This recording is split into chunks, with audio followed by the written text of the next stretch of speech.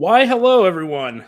We are back here again to talk about Scream, particularly Scream 7. This should be, completely non controversial, non debatable, Exactly. complete agreement on this panel. I mean, we might as well wrap up from here. Um, yeah, Is there is I'm there it. brown on this suit? Yeah, No. Oh, wrong no, universe. Wrong. My bad. yep, yep. So yes, I'm Alan. Like I said, we're here to talk spoilers today on Scream 7. I got a couple of great guys here to have that discussion with. First, Lance, how are you? I'm good. Good to have you on. First time on my Glad channel. to be pretty sure. here. Yeah. And then Phil, how are you today? Eh, Yeah, eh. just All okay. right. I just woke up. All right. Yeah. All right. And then Ian, how are you? Pretty good. I'm ready to get into talking about a lot of Scream related things. Yeah, it's been an interesting week, obviously, since the release of this film. A lot of thoughts, I think, from all of us here on the movie itself. Thoughts on the reactions that have been out there. It's been very, very toxic, very all over the place. Just all around not a great experience. So I think we could just start off by everyone kind of saying what they liked about the movie, maybe their own like little mini reviews, and then dive into some things that we liked and didn't like. I would say I'm probably the most positive on the film out of everyone on this panel. Maybe I'm wrong. We'll see. But yeah, I didn't love the movie. Didn't hate it either. I thought there was a lot that worked about it. I think at the forefront, the relationship between Sydney and Tatum was really the part of the movie that worked for me. That was any kind of scenes or dynamic that revolved around them, I thought was the best part of the movie. I thought it was the most well written. And I just liked, I've seen a lot of people say that what we got with Sydney here kind of just felt like a rehash of everything that we've had before in the franchise. And I honestly kind of disagree. I think where she's at in this film is the new take on her. Yeah, when it comes to her showdown with Ghostface, you can't really do a whole lot new with that. But, I thought what we got there was good. And you guys can kind of give your thoughts on that and where you land on that and how you thought about the movie. Maybe that specific point. Okay. Well, I was going to say my thoughts. Yeah, I think definitely some ideas that I liked, but in my opinion, weren't executed well. I also think that we got some pretty cool kills. I would say from this film in the franchise, and a neat opening kill for sure. Even though I guess plot wise, it kind of is a little weird and confusing when they went back to the house. But there's also like the reveals at the end that are really not up to par, I wish. And I will have to say though, I know a lot of people online I started seeing that were saying that like this was all Kevin Williamson's fault. No, it's not. He had to Frankenstein a script together from someone else's script. Yep. And this is a second film directing. I want to give him the ability to be able to be the main creative on the next film if they allow him, which I think they should.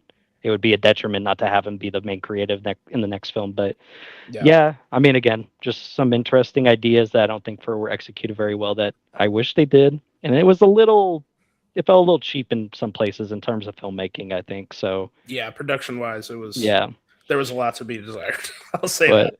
Those are some of the small thoughts I had on it for now. Okay. What about you, Phil? I think I'm largely in line with Ian in that I don't think the fault of this film lies on Kevin Williamson, like so many people would like to say. And look, people can swear up and down, the fault of the film or whatever faults of the film fall on the director. And I'm like, that's not entirely true. That's not entirely true. It's a case by case basis, as with every other movie. And I think here, there are decent ideas that could have been executed better.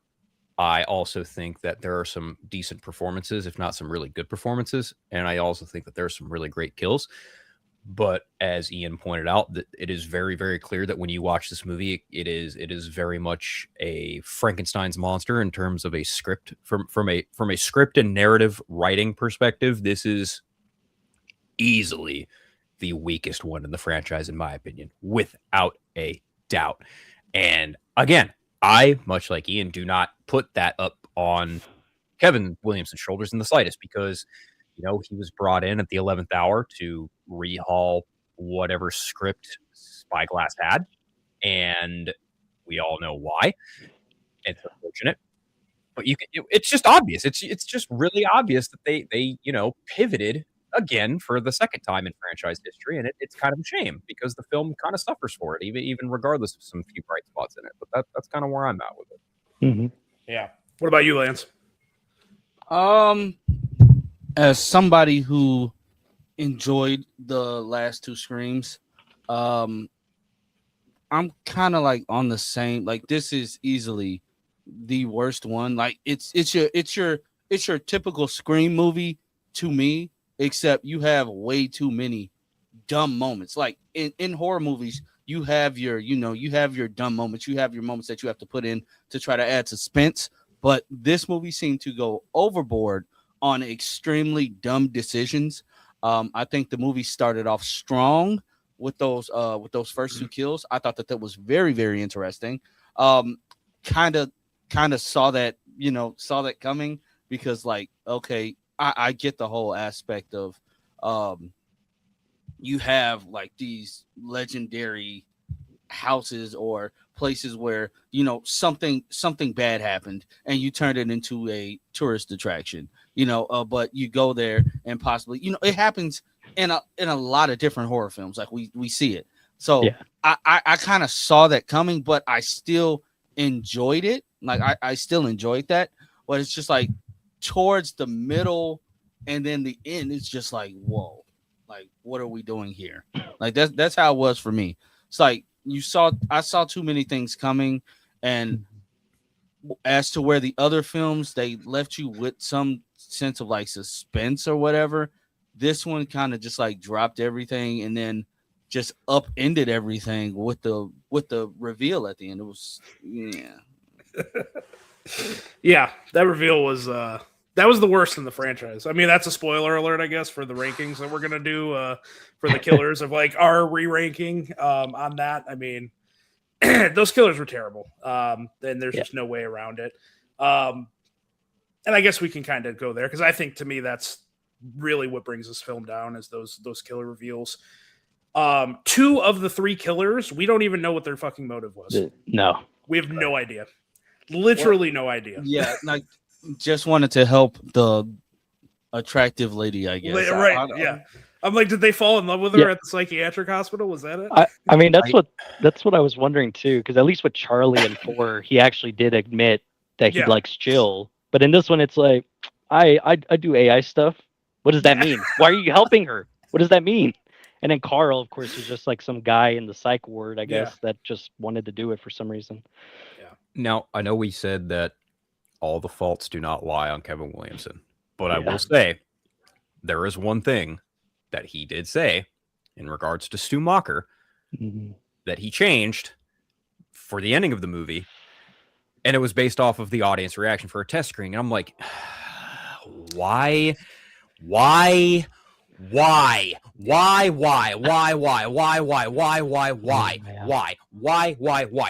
Zemeckis famously said the test screening for Who Framed Roger Rabbit, right? Yeah. You have James Gunn and Zack Snyder, 2 very prominent directors who avidly look at the MPAA and kind of give them the finger every now and again, right?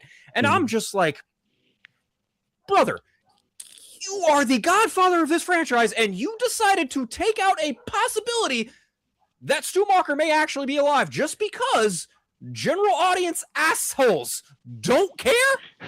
Yeah. What kind of logic does this stem? And there's clearly a divide between Matthew Lillard and him when you hear his comments. Hands in air. I'm like, what the fuck are we doing here? Okay. Yeah. If there's one thing you have to kind of like take the shoulder of the blame on, it's that.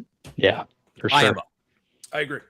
I think there was a lot of rewrites too in this script. I think you could tell when you watch the film that like clearly the initial script, and I won't even say the initial script with like Melissa Barrera and Jenna Ortega, just the initial script once you knew Sydney was coming back and we were, centering a story around her family, you could just feel that the film was completely plucked and things were changed around. I usually don't buy into rumors and like leaks and everything like that. I will say the killers were leaked like 5 months ago. I read spoilers that these three were the killers, and I didn't believe it because it was so long ago, and I was like, "There's no fucking way that they're gonna go this route." And then I saw the movie, and I'm like, "Oh my god, they were actually right." The difference, though, is that when I read the leaks like 5 months ago, it was originally that the other two, the Carl and Marco, were Stu fanatics, Yeah. and Anna Camp had convinced them that she was Leslie Mocker or something along those lines. I don't remember exactly what it was, even though she wasn't. Mm. And I hear that, and I'm like, well, I kind of see where maybe that is in the movie, but it was plucked out, and getting nothing in return for that, I'm like, I just, you feel the mess that ending reveal was. Even though I will say, I don't think the motive is really like too bad with Anna Camp's character. I think it was really badly executed and had no time to breathe. It's like the idea of like a parasocial, like obsessed fan of Cindy. I can see where you're going with it. It just wasn't done and wasn't executed the way it should. I have a question. When did everyone clock that she was the killer? The fact that she had only showed up in 2 scenes, and the last time we saw her was when the guy Carl got killed at Sydney's house. I kind of was like, Yep. yeah. Didn't see her again for the rest of the movie. I was like, When yeah. her and her kid walked all. up. When her and her kid walked up, He I did. looked at my friend and I was like, "She's one." Yeah. Yeah. And Very my friend looked at predictable. me. She's like, "How do you know?" I was like, "Just watch." Yeah. Ending No, of I the movie agree. rolls around, and she was like, "Wow, you're right." I was like, "Yeah, I know." That's how I, I think felt that's a about problem with 5, 6, and 7, though, too. I think Mhm. all of them have been the last 3, and they all have a writer in common. All 3 have been very, very predictable as to who Yeah. the killer is. So Yeah. I mean, it was the same in 6. I clocked Wayne right away. I was like, this motherfucker is one of Yeah. the ghost Oh, faces. totally. yeah. I Now this is never the worst call it. case of it. I'll say that this is the worst case of it. You never call it Lance? I never like because in my mind I'm thinking it's no way it's gonna be old girl from the acapella singing movies. Oh, Like, Pitch it's Perfect, gonna yeah. be- no way it's gonna be her from Pitch Perfect. Like I in my mind I thought it was the boyfriend and the son. That's who I thought it was. Oh, yeah. Oh, The really? boyfriend was the worst red herring of all time. I mean, that It was definitely was the worst. Okay, it was when red they herring. when they showed him with his laptop in the Oh. car, I genuinely just leaned forward in my hands, and I was just like, "Oh God, why the fuck are we doing this again?" yeah. Oh my Yeah. god. They were really on the nose with a lot of things where it was a little annoying sometimes where it's like, remember this kind of thing? Yeah. Where I was like, yeah, we know this shit. I mean, that's the one thing though, is like how Alan brought up the Tatum and Sydney's relationship. I think it was a highlight. But I did like that at least something was different here where in Halloween 2018, they went overboard with Lori being like super Obsessive. Yeah. obsessive. While this Yeah. one, she's just trying to be like, Normal. moderately good, about it. Yeah. so. Yeah. Okay, I also, yeah. Go ahead, dumb, Phil, yeah. dumb thing number 1. Yeah. How the fuck are you gonna put a safe room in your house Mm. that has an exit leading to fucking walls? Through the of your- walls. I was like, oh my who- okay, and then even before that, let me get this straight. You're the fucking police chief. You have them sweep your fucking house. Yeah. You don't have anyone smart enough to open the fucking attic? Yeah. Yeah. I mean, listen, suspension of disbelief aside, can we agree that this is easily the dumbest written script in the whole fucking It- franchise? Yes. By a mile. Easily. By a mile. Because Yeah. because there are some just other dumb shit in this movie where you're just like, I can name a who few. the fuck okayed this? I can name a few. Yeah. Do it. In the TV studio with Mark Consuelos' character, who was extremely first of all, he's way too thirsty. Like you're obviously you're a well-established news anchor or whatever, and you see Gail Weathers and you're like, oh my god, like oh, calm your ass down, bro. Like chill. You're way too thirsty to for some reason this chain of events, anything involving Ghostface just makes you super famous, I guess. Like that's really messed up but it makes you Yeah. super famous. So I get like he's just like excited. So you get the call, and the only thing he cares about is not the fact that not the fact that Fake Stu just said, "Oh, I'm with Tatum right now. I'm about to kill them all." Yeah. Hey, I didn't get my exclusive. You promised me an exclusive. That wasn't like, shut up, bro. Yeah. And then They're like, call the police. What are we doing? then Gail's just sitting there like, okay, Sydney, we have to. And then don't get me started on Sydney. You ran out, and the first thing you did was try to open the door. You didn't take the keys, bro. You knew she locked the door when y'all got out. You can hear a door locking. You knew that. And The it would have fact that taken she less time to ran. go back upstairs to get Correct. the keys than just going Yes. back to the fucking cafe, bro. What Yeah. the hell? Mind you, she's running the entire Literally. time. It literally, I said it in my review. It felt like they filmed this movie during the pandemic. It did. That's what Yeah. it felt like. You're running no town. I don't care what town you're in. Nobody listens to a curfew. No, it's Yeah. gonna be somebody outside. Somebody's gonna be outside. Not even the cops who are supposed to enforce said curfew were outside. Tatum is literally screaming for help, which again is dumb because Ghostface can find you, you idiot. You're running down the street screaming. Nobody's coming to help. You're tugging on doors. Oh, Nobody's coming to help. Like, Meanwhile, How many times wow. were the cops called in this movie and they never showed up? Also, let's take into consideration that Sydney literally stops in the street to try and coach her daughter how to kill a killer Okay. instead of I'm gonna going stay with you. instead of walking and doing it. No, you're just gonna fucking stop in the street and just oh, don't worry, baby, just pull the gun out.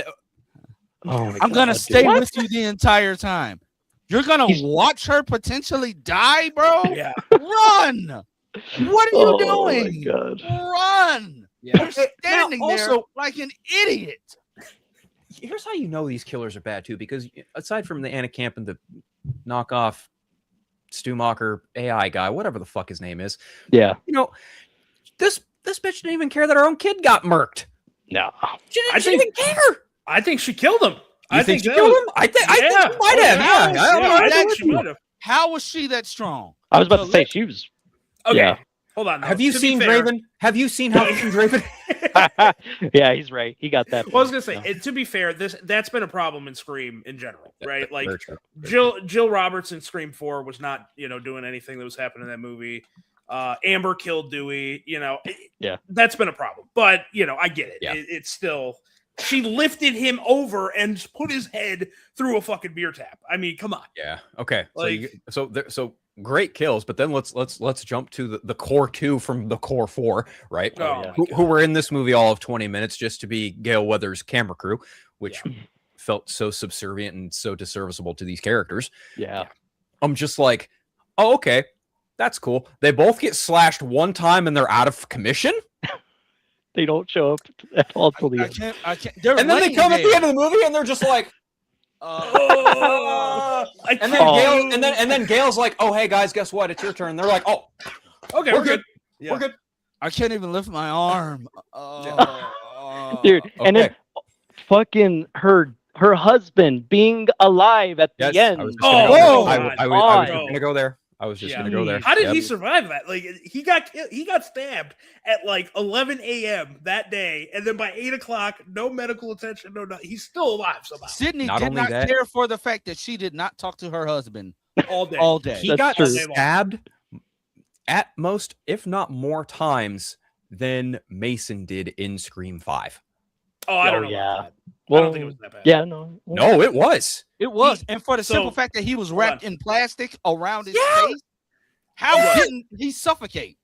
I went back because I wanted to know before I saw Scream 7. I went back and counted how many times Mason Gooding got stabbed in each movie. He Okay. was stabbed 9 times in Scream 5, Uh-huh. 11 times in Scream 7. What? Yes, Damn. it's much worse than you remember. It's much worse. Jeez. How Okay. is he Okay. So, alive? yeah. Though, yeah, and I was gonna say maybe that's why he took one stab in this movie and was like, "Oh," because he can't take him anymore because he's been He stabbed got so many stabbed fucking in the times. shoulder and act like he was gonna. I die. know. Yeah. It was He said this. terrible. He said, "Oh, Yeah. Okay. So that bro, that it's the that just shoulder, kind of bro. Chill out." brings it to the ending, because I think the ending is god awful.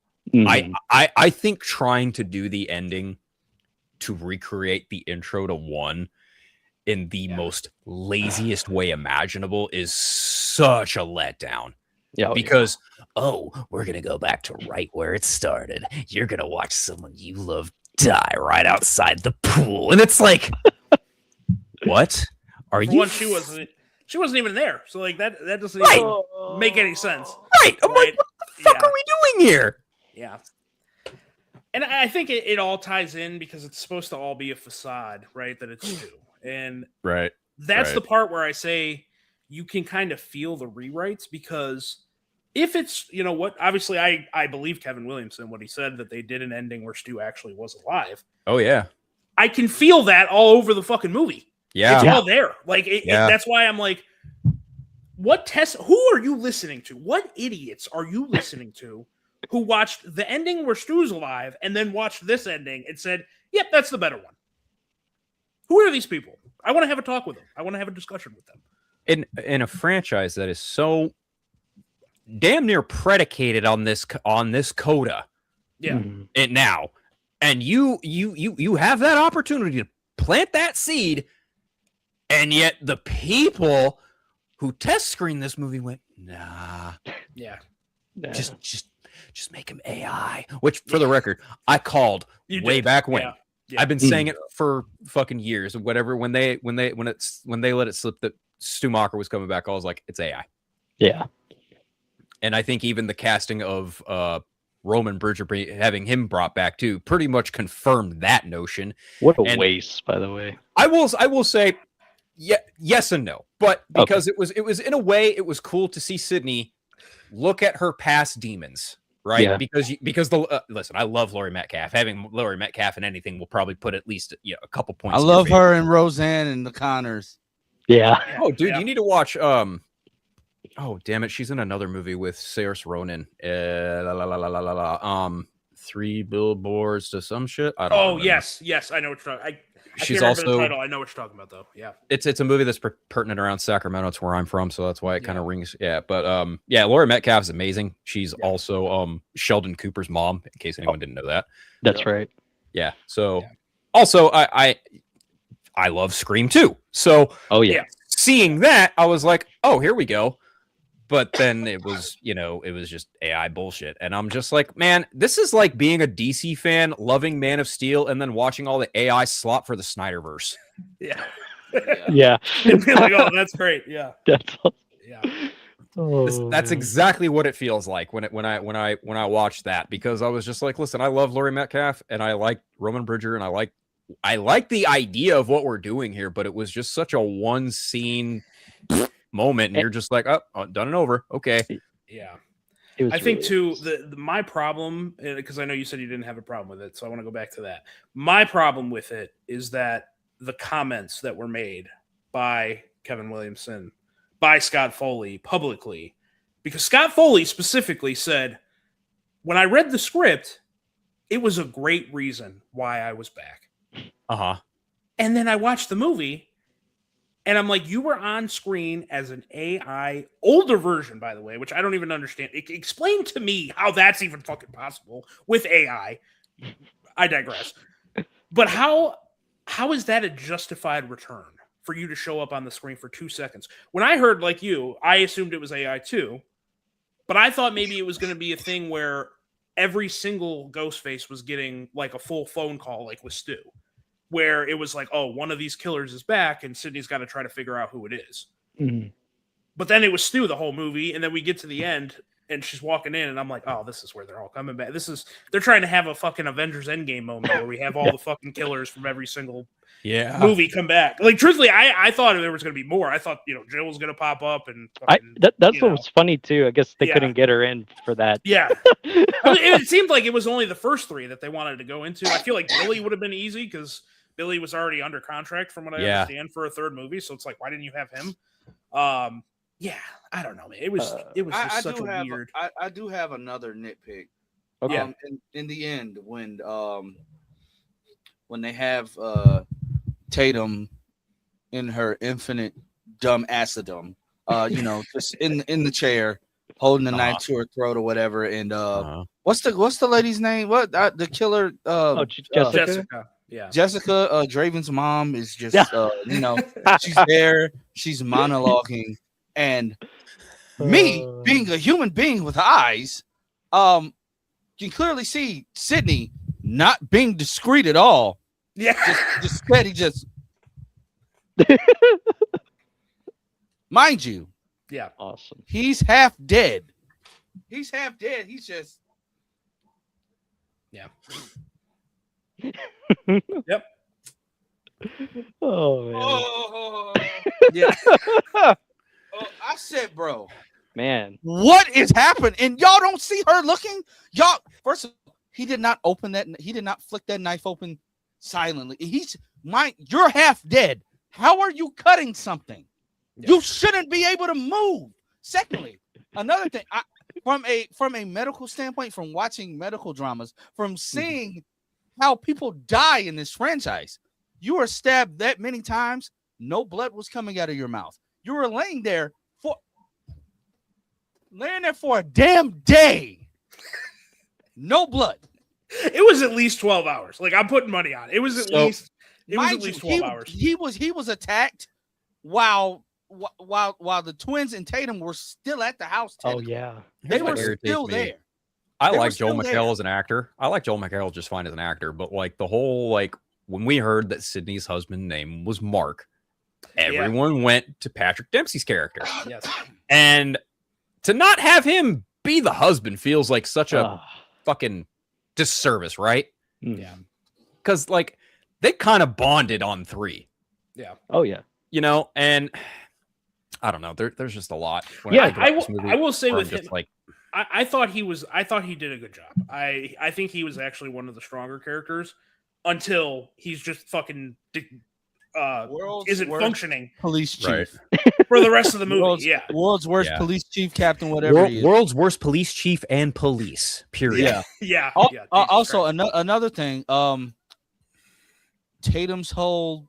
First of all, the only one out of that core friend group that was a legitimate teenager is McKenna Grace. I did Yeah. not buy Tatum as a teenager at all. When we No. first saw her, I'm thinking, oh, she's like 20-something. She's in college. No, she's 17. Oh, all right.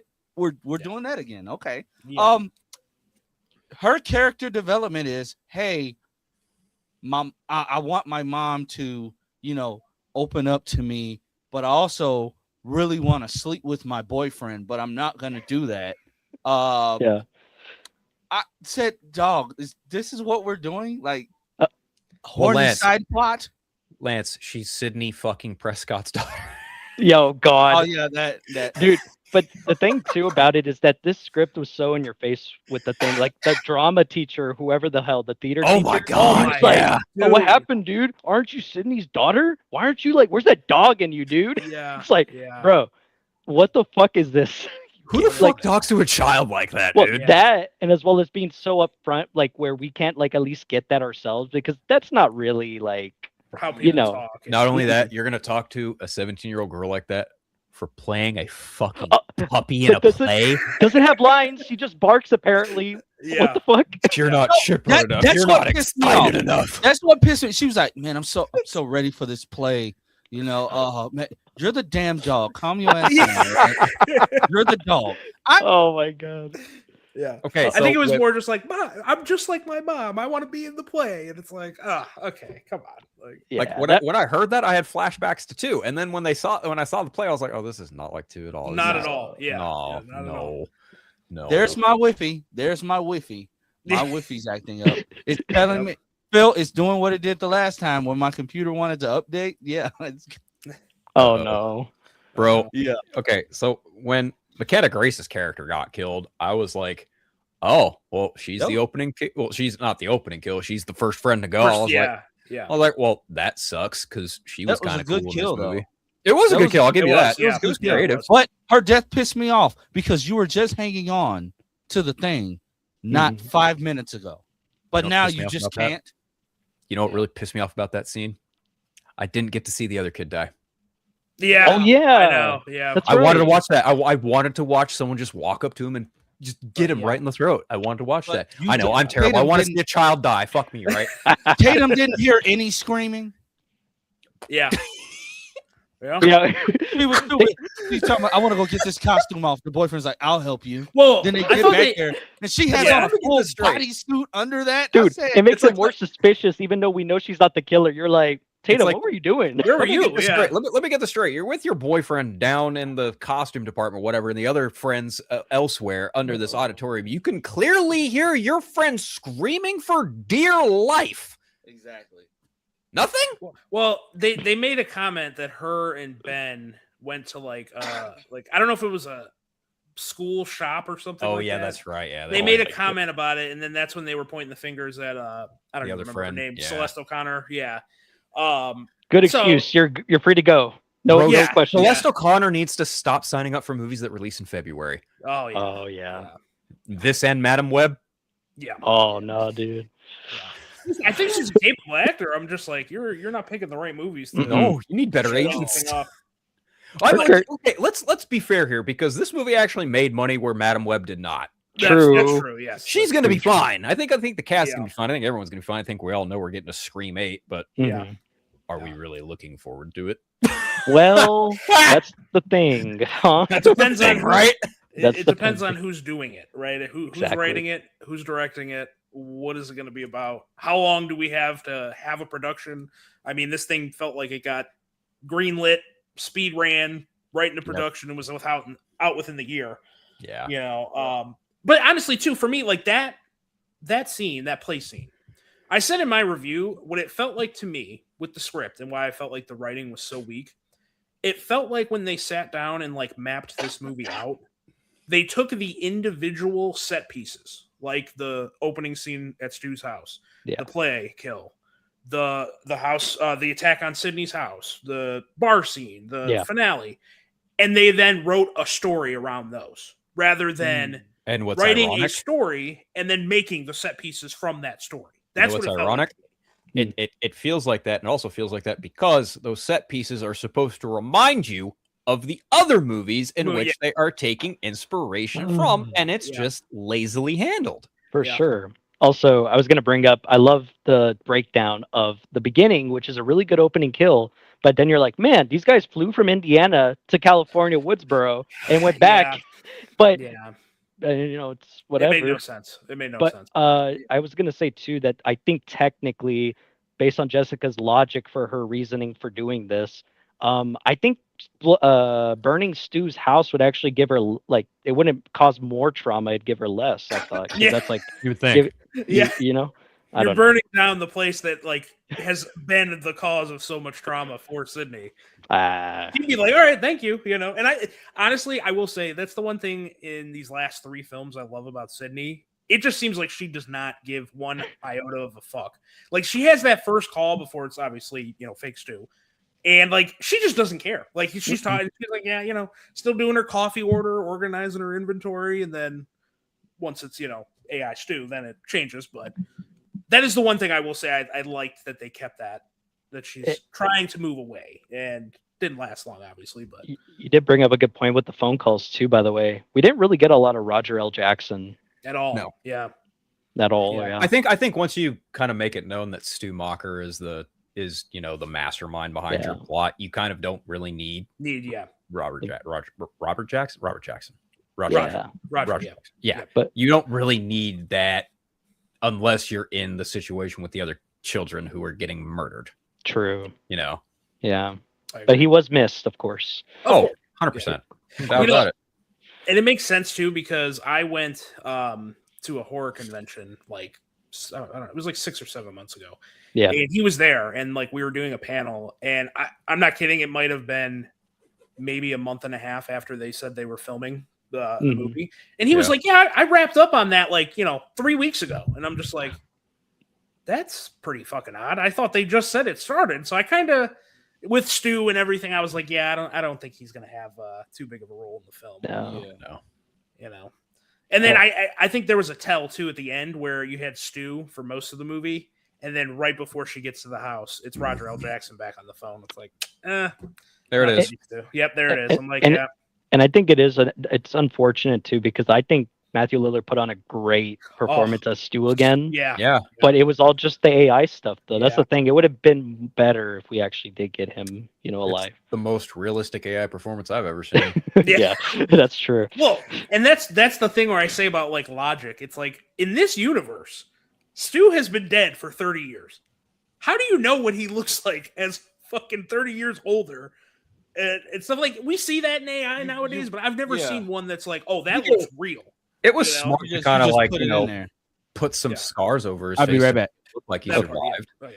I think what's really messed up is like they wrote this movie with all the ample opportunity to have him come back by some kind of weird logistical sense, and then it just falls so flat at the end. Yeah. Like, you could see a situation where he did, in fact, end up in a psych ward, not remembering who he is, right? Like all of this seems totally believable, and then it all just comes together at the end. Oh yeah, I used to work for Google. I'm an AI specialist. I'm Poindexter. But What? but you're right. It sucks, but yeah, that's just the hand we're dealt with. Especially with like we were talking about it last time. Scream 3's alternate, what they Reality, wanted to do Yeah. and stuff. Yeah. And I just thought that Kevin couldn't, like I said, Kevin was going off of whatever they already wrote, so he couldn't do it from scratch. If he did, he probably would have incorporated that storyline more, maybe into this film. Maybe I don't know if he wanted to change it up more, but it would have been cool. Would have been cool, I guess. Now Would have been nice. it would have. I think it would have been especially the way the movie set it up. I think it would have been a wholly more satisfying ending than what we got by like a mile. Like I think that would have redeemed the movie. Actually, like it would have made it better. I would have been like, okay, I can get on board with. If it was rough, but where we got was great. If it was Stu and the chick, Yeah. that would have been like a twisted fucking, oh, I'm in a fucking weird relationship because, I want to kill you and she wants to kill you too. I convinced her to kill you. Like that to me feels so much more like past coming to haunt you in the worst way possible, because not only do you have, your old friend who kills your best friend, but now he's got a significant other who's just as fucking whacked as he is. Oh yeah. I think especially with the Tatum relationship too. It's like right, his daughter being Tatum and he was her boyfriend back when all that happened. Yeah, I agree. I think it would have been great. They set it up very nicely. Yeah, I don't know who that script. Listen, I think we can all collectively agree the problem of this movie falls solely on the shoulders of the script. Yeah, 1000%. Yeah, easily. Yeah. Because, and I will say, I had my worries about that going into the movie, because when I heard Kevin Williamson, I was happy he was directing, but when you tell me he's not writing the script, I'm like, and then you have the writer from 5 and 6, which again, my main problems with those movies were the writing and the way they executed the killers and the reveals. Right. When I hear that, I'm like, that's a bit of a red flag. That's not something that gives me, faith that this is going to work out.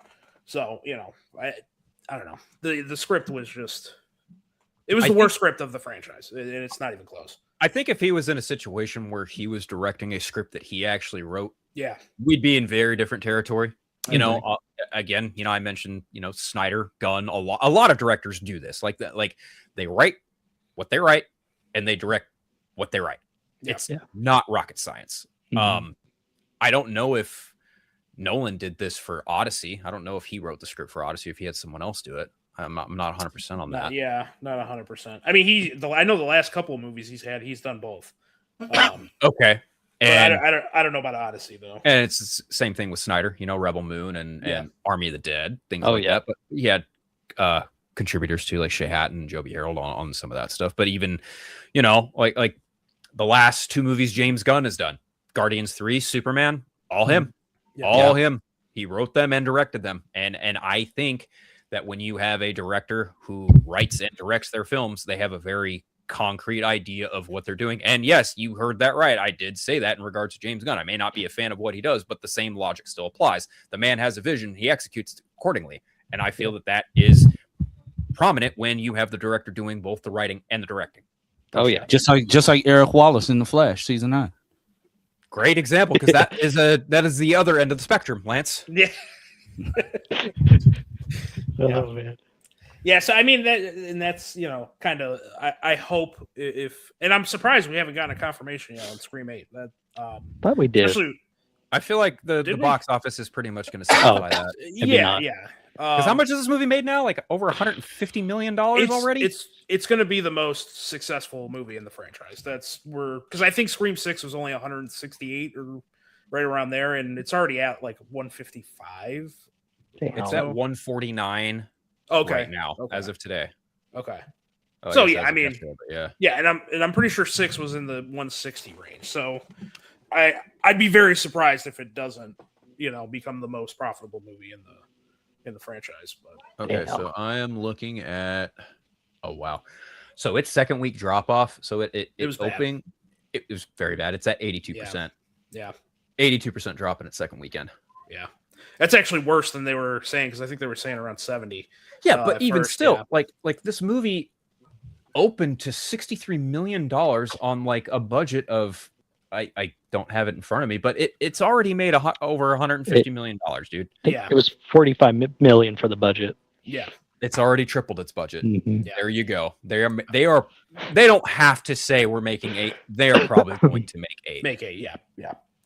I want to hear, though, I want a press release when that happens that says Guy Busick will not be returning to write the script.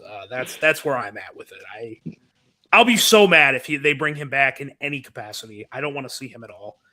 And I wonder if, like, I honestly think about him, like, did they only bring him back because of the inclusion of Mindy and Chad? Like, was Probably. that they wanted somebody who was on those movies to bring those characters over? Oh man. Well, I guess that kind of feeds into a question that you brought up in regards to the structure of this, is that what the fuck are they going to do now? Yeah. Oh man. Like, what do you do for a Scream 8? As much as I The love killers Sydney, are from space now. Hell yeah. Jumping the gun. killers jumping are shark. the killers are from Yeah. space, and instead of instead of kitchen knives, they use full blown machetes. Ooh. Oh, okay. And then Jason appears, and then Freddy appears. We get the whole Exactly. 9 yards. Yeah. Well, the thing about 6 that was so appealing is that the Ghostface changed up how they killed people with different weapons, right? Exactly. Like that was the exciting thing. Whereas here, it's just it's almost like a really R-rated Scooby-Doo episode. Yeah. That's a good way of putting that one, actually. Yeah. And I think, and this has kind of been the sentiment, a lot of people are just disappointed with the film, and I get it. I completely understand why. I think that as much as I love Sydney, before this movie came, I would have said the best way for this franchise to move forward is to do this one movie with Sydney as the lead again, Mhm. pass the baton to Tatum and her group of friends. Mhm. The only problem, and where they shot themselves in the foot with this movie, was they killed all of her fucking friends. There's no one left. Yeah. Literally, Mindy, Yeah. Chad, who they just met, like that's not their lifelong friends or anything like that, and Tatum. And that's the young cast. That's all we got. Everyone else is dead. Which is kind of strange because, they are Randy Meeks' niece and nephew, and Randy was Sid's friend, right? Like, you would think in some regard that they would have met prior to that. Yeah. Oh yeah. You would think that there would be some kind of like kinship, friendship among, regardless of the fact that Mindy and Chad are, a little older than Tatum. They still could have, like, I don't know. I don't know. That's another thing. There is a very clear lack of other prior Scream characters in this movie. IMO. Oh yeah. Yeah. Like you could have had Randy Meeks' sister pop in as Martha, yeah. you could have Martha show up. You could have had a couple other people show up. I don't know, man. Like there's so many just things that are I don't want to say missing from this movie, but that just feel empty and not present. I'm just disappointed by. And even having fucking David Arquette come back for that Dewey cameo, I was like, oh man, we're really gonna do this too. Shit, dude. Go ahead, Ian. No, I was gonna say, someone brought it up to me, and I forgot about that. That by the end of 5, she had said she was gonna write that book about Dewey. She just hadn't written the book She yet. regressed. Yeah, she regressed. Yeah. I will say the Dewey thing, I think it is absolutely a travesty that you had a killer using AI to torment our older characters, and you did not have a FaceTime call with Gale as Dewey. what are we doing here? Oh, why was yeah, that yeah. not in the movie? Yeah. I like when I heard that because they played the line in the trailer repeatedly where he's like, you know, all your friends died being around you. I thought that part was going to come during the interview. Like I thought 100% that's the part of the movie it's at. And it was in the fucking wannabe Avengers Endgame fucking ending. With all the fucking, you know, Ghostface assemble. I don't know what the fuck that was. That was the part of it I really hated. I was like that. I knew it was going to be terrible once we got that scene. And that's why I think going forward in this franchise, we probably need to get away from trying to do like obsessed fans or family revenge, just to make it fresh again. You know, do something close to like what Mickey's motive was, where he just kind of did it. You know, just I guess I don't know. Gonna blame it on the movies. Blame it on the movies. I like that. Well, and it was super meta at the time too, because it was right around the time that the OJ trial was going on, so it was very you know revealing for the time. And that's why I say even the motive of Jessica, like there are so many people in this world that are obsessed with celebrity figures like that. That motive as a whole, I don't think could have in a better script and in a better movie could have actually worked. But they gave her 2 minutes to monologue and reveal herself. They have a 2-minute action scene where they fight and they kill her. You know, she gets her head blown into fucking mush, which I actually thought that was kind of cool because you know it's always been the shoot them in the head thing, and then they fucking obliterate her head. Grind her face with bullets. So I thought that was kind of cool, but she'll come back. Don't you worry. I'm just kidding. Jesus Christ, that'd be crazy. Oh my God, no. But yeah, there was just so much wrong with it. I mean, it was. I feel like you guys are actually convincing me now that it's the worst movie in the franchise when I didn't have that thought going into this. I mean, it has to be by default. It really is, you know. It's kind of hard not to be. I mean, when I walked out of it, what was it I told you guys? I was like, somehow this dethroned 4 for me as is the worst movie in the franchise. You know, because famously I'm not too hot on 4, but I look at after watching 7, I'm looking at 4 like. Perhaps I treated you too harshly. Yeah, you said that. That's the Thanos meme. Yeah. Perhaps I treated you too harshly. Yeah. Oh man. Well, and I think before this, it was 3 and 4 were the ones that were looked upon as probably the worst before. This, yeah. You know, even though I think I am a avid defender of 4, but yeah, you know, I'm a defender of 3. Of 3, yeah. So right, we got our own. I get it. Yeah. Stuff. Yeah, but there's a lot here. I mean, think about this too regarding 4. That the trilogy they wanted to do would have had Jill be hunted down by Ghostface, knowing what she did in the last film. I thought that would have been really cool and fresh for the franchise to have a killer after a killer. You know what I mean? Yeah. Something neat, something different. I mean, right now it just feels kind of like they're kind of writing themselves into like this weird, you know, like samey thing. That's why I say when we're talking about the future of the franchise, it's like I almost feel like they kind of need to move on. They kind of need to go. That's why I was like, if it was Stu, even though it's maybe not the most believable thing in the world, that's something different. We've never gotten a returning killer. Yeah. So that would have been like, okay, we're doing something different. Yeah, maybe it might jump the gun a little bit, but it's not the same old. And yeah, that's I gotta be honest. I think they need to like put it on a shelf for a couple, for a bit. Yeah, they need to kind of step away and recalibrate what they want to do, where they want to go, who they're gonna like. I don't even know what you do now because everything just feels so murky. Because like, think about it. What if they do Scream 8 and they decide to try and make nice with Melissa Barrera, Jenna Ortega, and say, "Hey, come back, right? We'll do the same thing we did with you, Neve Campbell. We'll pay you more money. We're sorry. We'll make a fucking public sorry for you, Melissa. You know, we'll say sorry. We were wrong, right? Like, what could you possibly do now to have them come back and justify another encounter with Sidney Prescott? Like, to me, it just feels like you are in a creatively distraught place with this franchise, and you kind of need to take a breather and figure out what the fuck to do next. For sure. But here's the sad part. We're talking about a movie made in Hollywood and money fucking talks, and this movie made 3 times its budget, so they're not going to say... They're not going to do that. Yeah. They're going to look at me and go, "You're funny. Go back to your room, little boy." And I'm going to be like, "Well, okay, make your shitty Scream 8 and see what happens. We'll see what happens." I was gonna say too. I've heard some neat theories what they could probably try to do. Some of them are samey though, because like you know they're one of the theories was like, well, Tatum goes to college, but you're like, we already did that in did 2. that Oh with my Sydney. God. But Please don't fucking do the- Not that. only did we do that with Sydney, we did it with the Core 4. We just That's did it right. a movie ago. we did it in Yeah. 6.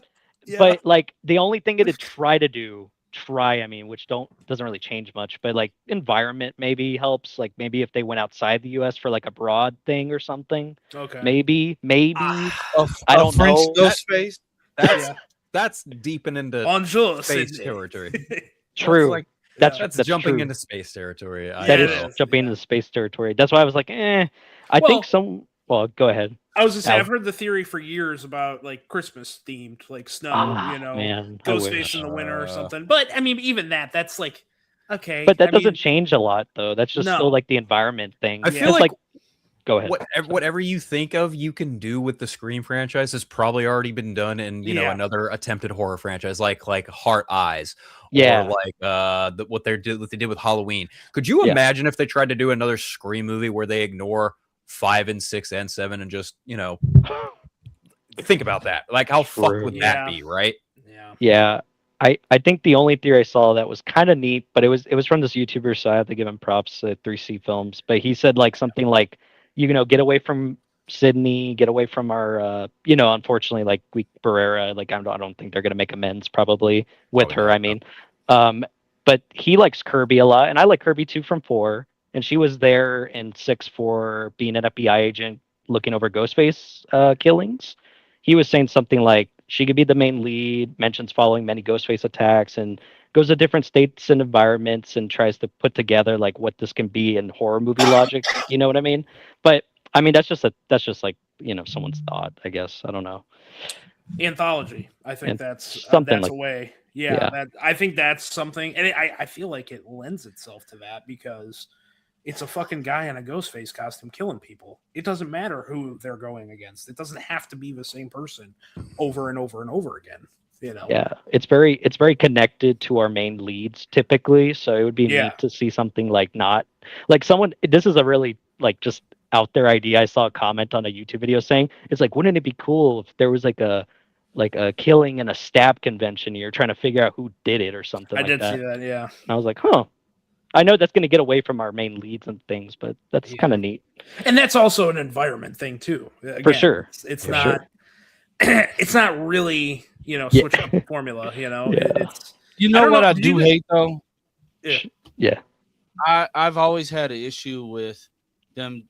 They couldn't come up with anything better than, oh, we're gonna call the movie Stab. Oh yeah. Got stabbed. yeah. I think wasn't that a play on it though? Because wasn't the movie called Stab before it became Scream at some point? I thought it was a scary movie before. Oh, that's Yeah. right. Scream. It That's was right. scary. You're right. Yeah. Before it was called Scream. Yeah. At least we got scary movie. I don't know. Like the first one is a meta commentary on slasher films. The second one, you get the setting in college. The third one is crazy brother back for revenge. Nobody knew about. 4 is the crazy cousin who comes back and wants the spotlight. 5, we get, you find out your ex-boyfriend had a fucking child you never knew about. So then you move into 6 and it's like, okay, now we're trying to get away from this, but it still follows you. And then you get to 7 where it's just like, hey, remember all the things you love about the franchise? Here it is, all in one movie, but minus some of the shit you love in it. Where do you go from here? Seriously, where the fuck do you go from here? It's hard. You write It it. You wrote themselves into a corner. They did. Nowhere to go but up. Oh, space, Okay. the moon. Jesus the moon Christ. base. How about an attic? Ooh. Oh wait, they Yeah, didn't check that. They didn't check it. He must have been he must have been like stowed away in a box for like 3 days for them not to. But that's not even he's true a contortionist. because he He's a was at the coffee contortionist. shop. It He makes put no him- sense. Okay, He's you a know what? contortionist. He put This is himself gonna into a sound- pretzel. This is going to sound desperate, but hey, it didn't really work, but it might be an idea for this franchise. What if they pull I still know what you did last summer and enclose everybody on a fucking island Oh, the Bahamas. Yeah. Okay. Yeah. The during a storm? During The a storm or Bahamas something. is Like, I don't know. crazy, I don't know, man. I don't know. That's what they did. Bahama? That's what they This did. is a- It's still I know what you still did last summer Yeah. or whatever. This is a deep cut as well. I don't know if you guys ever watched it, but they actually did that in the Scream TV series. Oh damn it! No, I haven't They seen did it. it on Right, they did. they did it Yeah. on the Scream, and it was only for one I episode. forgot. Wait, they so did, who are the yeah. killers in the TV show? It was I her forgot. long lost sister, Slippery, Ah, her long lost sister, and then her boyfriend. what? Super original stuff here. Hell yeah, that dude. the TV show did. But Alan, Yeah. I have to go be a father Oh. because Okay, my yeah, I kids get it. have been giving my wife the flux since their cheerleading practice, Uh, and yeah, Yeah, she's you're good. Yeah, doing no, a I lot get of it. yelling. Yeah, I get it. Ah, All right, yeah. it's good to have you on, Lance. Glad. Yes, glad sir. to have And you on. if you're free, either you free tomorrow, just hit me up. You can always come join us as well. okay. Oh, Me and Phil might dog this movie out a little bit more. So I feel like a cool kid now. I got an invitation to Party Nation. No, I'm just kidding. All right, it's good having you, man. Yes, sir. I'll be checking back in to see y'all rankings. Phil, don't let me For down. sure. I need this in the bottom. All right. I think I'm the only one who might not have it at the bottom, to be honest. But we'll see. That's We'll fair. see. You But guys thanks have for been having me on. convincing me, man. Convincing me. So, But thanks for All right. having me on. Yep. It was fun. all right. Yep. See ya. Take care, Lance. Bye, I'll see you Lance. tomorrow. Good seeing ya. All right. Well, we can kind of segue into our re-rankings then, and go from there. I'm not gonna start with the movies ranked because I kind of think I know where you guys are heading. So we'll start with the one that I think is probably the most universal that we're going to be in agreement on. Killers ranked. Ooh, Killers ranked. Oh boy. So Hmm. I don't have your guys' list. I was not successful during the stream of getting it all written down, and I never went back. But I don't think we were too far off, if I remember correctly. Like, we had kind of just some flipped spots. Yeah. But relatively, we were kind of all in the same I page. think I forgot to save my notes on that. I think Yeah. Phil, if I remember, you had Mrs. Loomis, I Mrs. believe, at yeah. the top. That I right? remember. I did. Yeah. I did. Yeah. Yeah. I Yeah. had Mrs. Loomis at the top. That's right. Yeah. Hell I think yeah. me and you were both Billy, right, Ian? Yeah, Billy. Yep. Yeah, Billy. We had similar bottoms. I think we all were like the Scream 6 killers. The Baileys. Yeah. Yeah, maybe like I had Charlie Walker pretty low too. So I mean, we were pretty. You had Emma Roberts higher than I did because I think I had her Yes. a little lower. Yeah, I had her at 3. Yeah, Let me see if I can find the notes. I don't. yeah. think I need it. I think me and you, Ian, had like our. It was either top 3 or top 5 were identical. I think it was 3 because I had Billy, I had Stu second, and then Jill was 3. So you probably had the same one. I had right? the same. Yeah. Yeah. And then I went Mickey and Roman for 4 and 5. And I did Mrs. Loomis and then Roman. That's I right. think- Yeah. Okay. yeah. Yeah. So it was the top 3. I'll just start off though. Yeah. Very clearly, the 3 killers from Scream 7 are at the bottom now. They have Man. taken the throne. I guess we can get into the semantics on who we rank better. I guess. I mean, it's all pretty bad, to be honest. I'll actually say that Marco, Ethan Embry's character, was the worst to me. Oh, yeah. And again, not by much. A, he had no motive. B, I think the acting performance really not there. I think he was very bad both before he was revealed and after. Mhm. It felt like a stunt casting because I know it was reported that he had auditioned for either Randy or Stu in the original Scream. Oh, okay. Yeah. And Wes knew what the hell he was talking about, clearly. For sure. Because what we got here was not great. And then I had Carl, the guy at the coffee shop. I only ranked him just a little bit above because I did like and we didn't really get to talk about it, but I did like the fact that the only thing that this movie did differently than any of the others was that it revealed and killed the Ghostface halfway during the movie. And I Mhm. did like the house sequence. I thought, and they showed it to death in the trailer, but I did think the wall scene, for as stupid as it was an effective, intense, tension-building scene. I did enjoy that. Give you that. And I don't think, honestly, I think when we go back and look, I think that Jessica made majority of the kills in this movie. I don't think Marco. I don't think Carl did anything. I think Carl just showed up for Cindy's house, got killed, didn't kill anyone. Okay. And I think Marco maybe had 1 kill at the end, which was probably.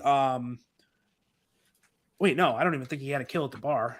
Now that I think about it. No, I think that was Jessica. Yeah, because if whoever killed at the bar killed both Celeste O'Connor and Jessica's son, so it Mhm. couldn't have been one or the other. And we believe Jessica killed her son, I think. Yeah.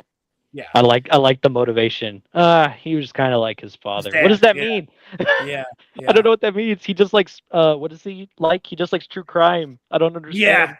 Yeah. I'm like, okay, whatever. I mean, I mean, unless he because was, I mean, it's a bad situation, of course. Obviously, her character being in that and the book helped her, but like, clearly there was just no like it just didn't make sense to be like, yes, that And- boy. yeah, and that's why I say I don't think it was written and executed properly at all. Like there was Mhm. potential for it to work and for Oh it yeah. to make sense, but it wasn't there. And Man. I had Jessica as the best Yeah, killer of of the the three. movie, only just because principle that she actually had a motive and was like clearly the ringleader. But yeah, so I mean, are you guys? I'm assuming you guys probably agree, and we're in agreement on it. But Yeah, we can. Yeah, I think so because actually no, because you put Marco lower. I guess I I don't did, really care, to be honest. Yeah, that's So where was I too, guess yeah. I'll put Marco bottom, Carl, then Jessica. I mean, it's whatever. Yeah. I did like Marco though. Think about this, guys. I know we're not supposed to think like too much, right, about that, but there's like that whole thing about like, he lets you in, he tells you all this stuff, right, and then he's like, I don't know if you should be doing. Yeah, just go on ahead, Yeah. go inside. Yeah, touch everything. Who cares? Who cares? Yeah. It's so funny. And not to mention, so this guy, right, had a cushiony job at Google as an AI guy, right? And he goes from that to then being I don't even know what he is, a nurse, a doctor, whatever he is at a psychiatric hospital. If he even works there, who knows if he even works there? Yeah, I mean, I feel mean, I like would you'd have to assume- work there to like let Well- people in, but whatever. I don't know. To be honest, you're right, but at the same Yeah. time, it would be funnier if he didn't work there. Yeah. It would be. And it would make a lot of sense too, because I mean it seems like, the fact that it was almost believable that Stu had been at this psychiatric hospital, which again, that doesn't even make any sense. Why the fuck would Stu have been at this psychiatric hospital halfway across the country when Yeah, he he fucking can't- lived in California? That doesn't even make any sense. He's like, I'll I walk just- all the way from California to Indiana. Don't you worry. Yeah. Uh, And then the fact Gail didn't even like, hey, she's an investigative journalist. You didn't look into any of this or like try to figure this out on your own. You just took this fucking bald-headed guy at the fucking psychiatric hospital and we're like, yeah, this seems legit. it's this is the movie of don't ask questions, just let it happen. Yeah. And again, it's just disappointing because that has never been this franchise. Mm-mm. This franchise has never been that. It's always been more clever and smarter than that. And yeah, so That's the big issue here, though, right? We're getting away from the meta-ness of it, like what it used to Yeah. be. And I feel like now we're just like even Kevin Williamson, if I'm not mistaken, you guys could correct me, said in an interview where they weren't even trying to do more meta stuff anymore in this newer one or going forward. I don't know. Maybe they'll go back to it, but I didn't like that comment. That's what Scream always was from the beginning. It was always supposed to be meta. It's always supposed to be. I'll say so with the meta stuff, and I Yeah. know we kind of talked about it on the last podcast. I love the meta stuff. I don't love when it's overused. So like Yeah. I think in 5 and 6 it got a little too much. Like we were doing it was starting to get there. And that's why I Yeah. say having the writer from 5 and 6, it feels like the natural progression. But like even in this movie, he says that, and then the killer, really, the only one with a motive, has the most meta motive out of anyone in the entire franchise. You're right. You know? Like, Yeah. She basically was a Sydney fan in real life who was upset about the fact that she wasn't in Scream 6. I that know. You know, That was so that was such a that was also like a weird addition to the script too. It's just like, okay, Yeah. you keep pushing it in our face, like she wasn't in 6, guys. She wasn't Yeah. in 6. It's like, okay, but like I understand why, because I do feel bad. It's like freaking Spyglass Media can't give her fucking money. It's like, come on, guys. She's a titular character, whatever. She's one of our main characters. she's the main character. Yeah. Yeah. So I don't know. It felt like a humiliation ritual. Like they just wanted to be like, "How dare you not come back for 6? You know, you wanted your money, but fuck that. So We're gonna." so I went back to Woodsboro to burn Stu's house down and go back to Yeah, Indiana on yeah. a flight. Marco Yeah. was talking the whole time and he was annoying. That's the Yeah. one thing. In her monologue, by the way, what a stupid line. She was like, Marco was talking nonsense, and then she's like, "Oh, I can't remember. What was I saying? What was I saying?" It was so cringe. I don't What the use that word lightly, but it was so cringe. It was like it felt like a TV, like people Yeah. were bringing up like a TV. I don't know how to say it, like TV episode or something like that. I don't Yeah. know. And Yeah. I mean, TV's been written better, obviously too. So I don't know. Yeah. What, you know. So I don't Well, know. no, honestly, it felt like the MTV Scream show. Like that. That's really what it felt like when I was like, oh, this seems like it was made by MTV and had the same type of production budget.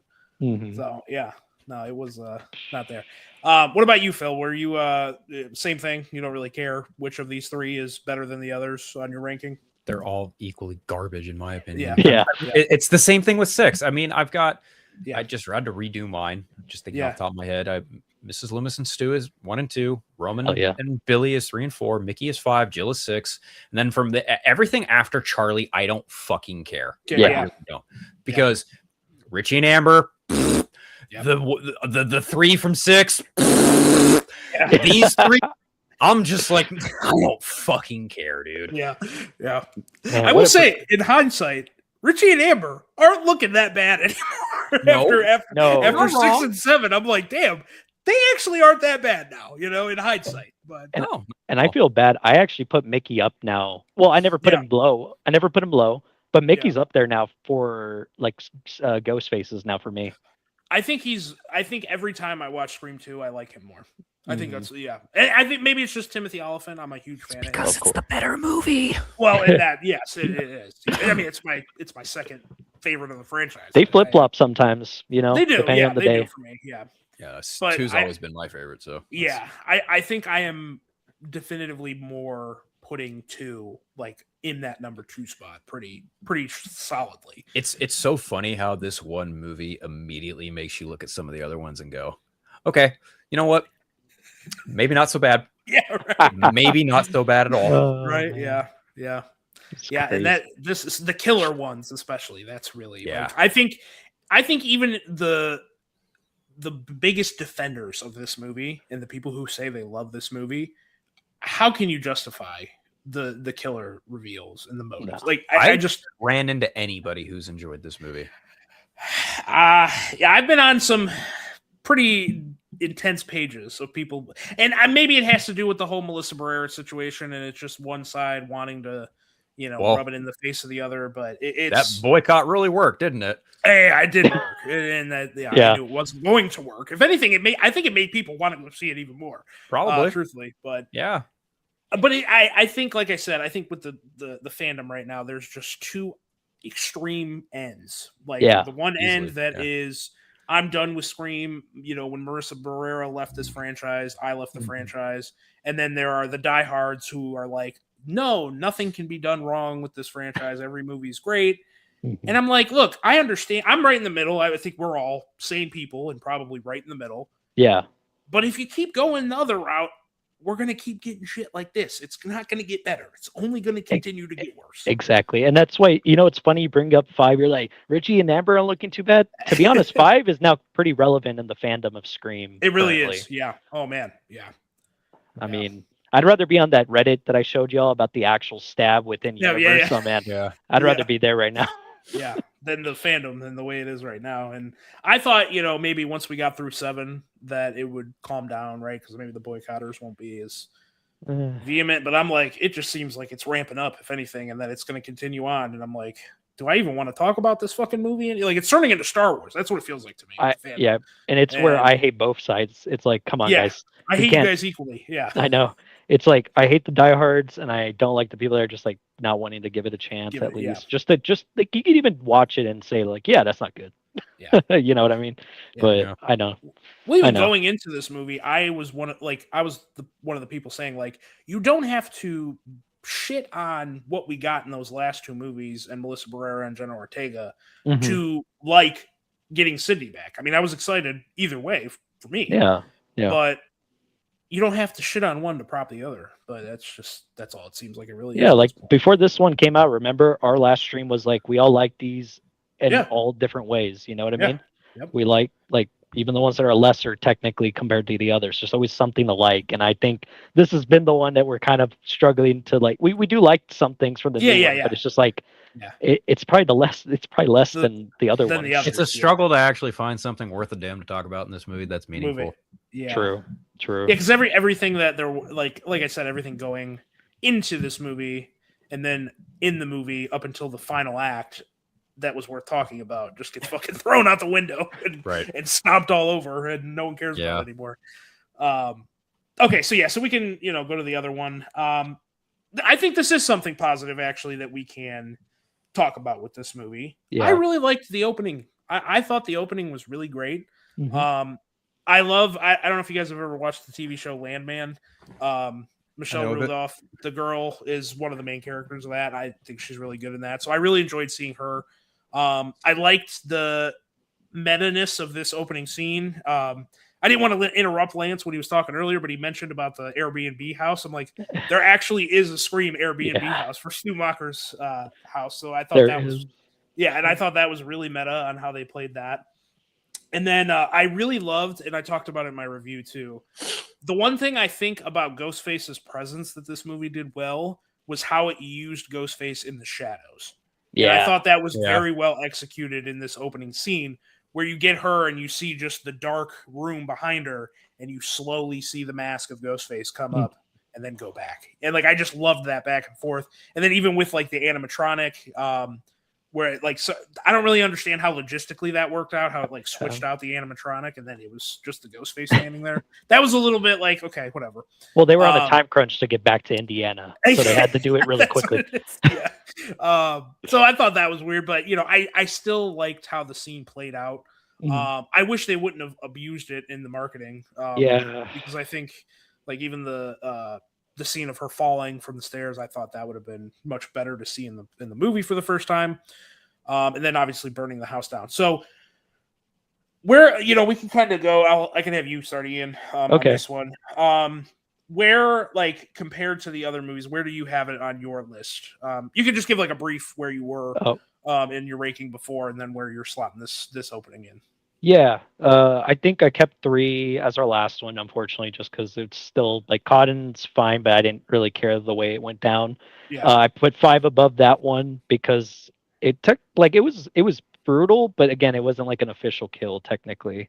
Yeah. And even though I would put 4, I'm putting 4 as at 5 just because I kind of think every time I rewatch it, it's a little too meta with it's like movie within a movie within a movie. 7's actually on my 4th now, and I like it a lot. 7's opening's pretty good. Then you go up to 6, 2, and then 1. Okay. But 2 actually no, sorry. 2's number 1, and then 1's number 2. I meant because I love that. I've been like rewatching it again. It's like 2. I love the theater at the beginning, Yeah. man. It's so good. Yeah. But yeah, that's my list right now. So number 4 for you. Okay. Number 4, yeah. Yep. What about you, Phil? Where would you rank 7's opening?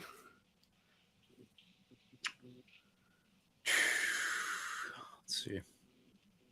This is the one I didn't do. I did the other 2, but I didn't do this Okay. one. I completely forgot. I forgot this was one of the ones that we did. I should have read the message a little more clearly. You're good. If you want, I could go first. If you want to think about it, it's up to you. Yeah. Yeah. So I'm actually pretty similar to you, Ian. I had it at number 4. Mhm. Our bottom was just like flipped around. I had 4, 5, 3, Yeah. and then 7. Yeah. So I think outside of 1, 2, and 6 are the only ones that I think had a better opening than 7. And yeah, for pretty much all the reasons I said before. I think, in my opinion, the movie didn't start going off the rails until the house sequence. I think the opening scene, kind of the back and forth relationship with Sydney and her daughter at the beginning, right? I think it got stupider as it went. But at the beginning, then the play scene, and then that leading into the house. I think up until like the play scene, I was like, okay, this is not a bad movie. I think we're off to a good start, and then it really went off the rails, truthfully. So yeah, so right in the middle, but I still think it was solid enough. I was gonna say too. Did y'all get the big reaction in your theater for when Gail showed up? Oh yeah, Yeah, both mine times too. pretty rowdy. I liked it. Yeah. The second time, so I saw it the first time I saw it on Thursday night. Mhm. I didn't get to go to a fan event, so maybe that had a little bit of an impact, but it wasn't as rowdy. And then I went and saw it a second time on Saturday, and my theater lost their shit. And I mean, it was a great moment. It was a great entrance. It was awesome. It was really good. And like I said, I did enjoy the fact that, it was something new, right? We killed a killer in the first half of the movie and revealed him. Mhm. I loved Gail's reaction, though, where they unmasked him and she's like, "Who the fuck is that?" Yeah, that was pretty good. I was like, that was the audience, I deserved claps. Yeah. But what was funny in my theater was like at the end, I felt like they were forced claps at the very, very end after the movie was over. I'm like, guys, you don't have to clap if you don't want Yeah. to. Yeah.